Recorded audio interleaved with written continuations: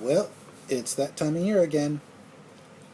Time for jack-o'-lanterns and the changing of the seasons and trick-or-treating and as with our new movie,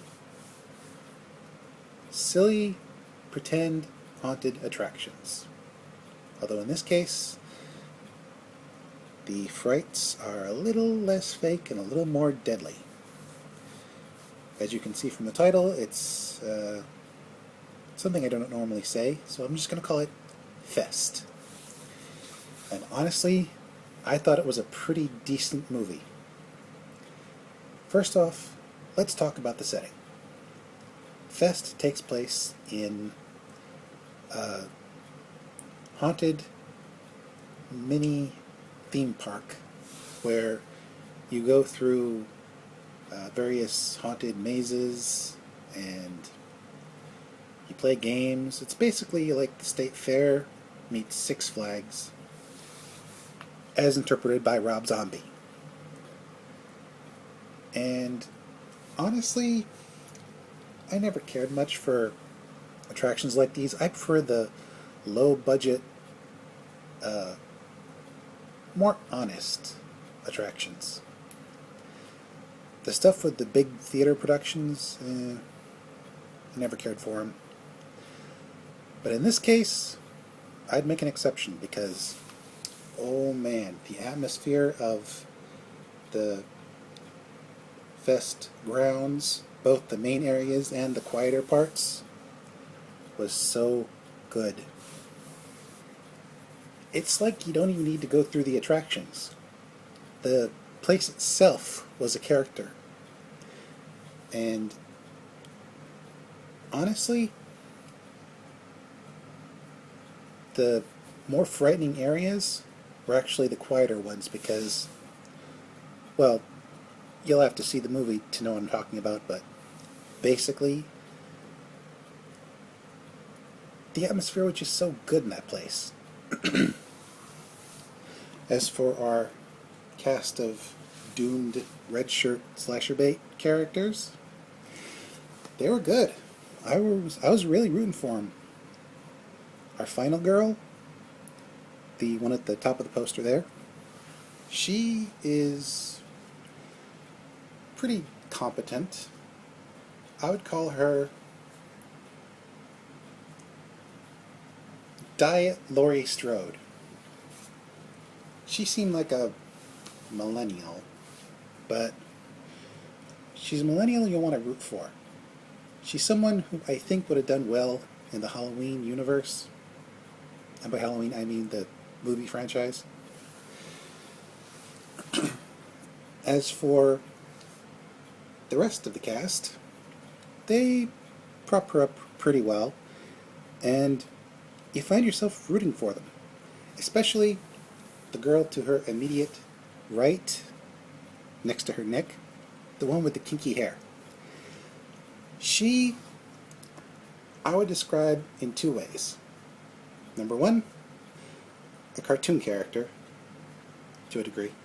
And number two, the gay best friend. And I looked her up. The actress actually is gay, or non-binary as she chooses to call herself now.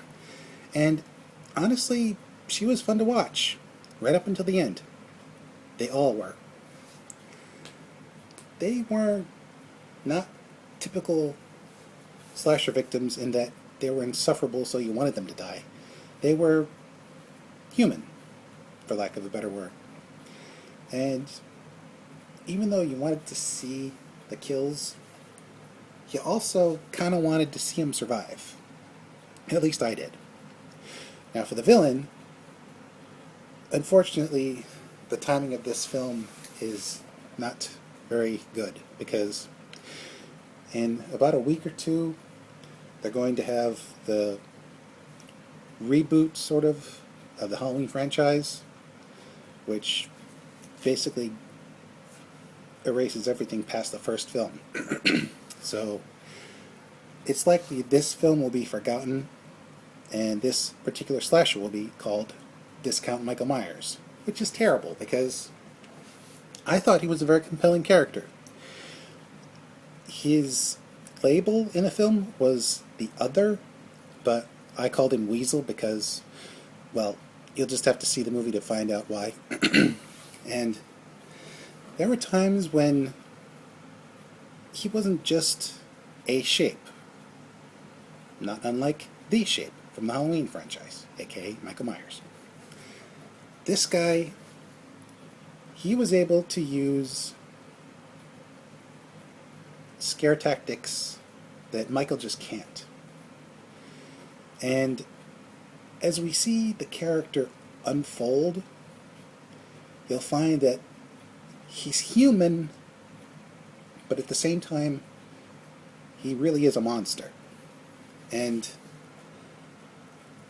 well, I can't really describe him too much without spoilers, but trust me when I say he does things and is a kind of character in a way Michael is not. And I hope that what we see towards the end of the film will be enough bait for a sequel, because I want to see more of this character. The Other has potential. And one last note, the background characters, they really sell that you're in an actual place. Like this one attraction in Atlanta. This place felt like a larger, more sprawling version of that. Look up various attractions in Atlanta, you'll know what I'm talking about. And one last note, Tony Todd for the win. The man still got it. Even though he kind of had a bit part in this film, that bit back in a good way. And now for the effects. Perfect. And practical. Seriously. I wasn't paying attention to the credits, but I would think whoever did the effects for this film had to own the Tom Savini Book of Good Gore Effects, because they were great. I mean, you couldn't tell what was fake and what wasn't. Every time someone got, shall we say, punctured, it was palpable. You could feel it.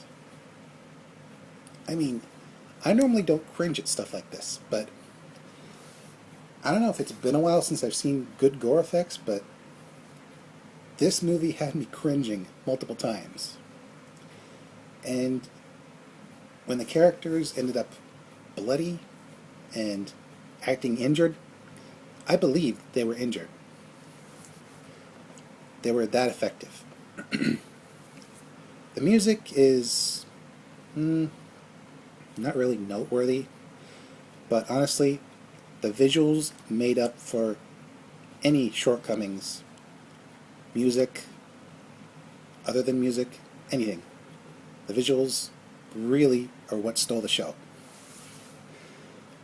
I urge all the horror fans to see Fest at least once. It's not very often we get some decent modern slasher films. I mean, lately they've just been meh. This one harkens back to, well, yes, Halloween, but also the Funhouse and Saw to a degree. Well, maybe not Saw, but this is definitely more than just torture porn. This is something I could see being shown every Halloween, right alongside the new Halloween film that's actually coming out soon. So, until then, this is Mr. J signing out and reminding you, On Halloween, everyone wears a mask, and you never know whether or not these masks are the true faces that you're seeing. Wait, that didn't come out right? Ah, heck with it. I'm sticking with what I said. Bye.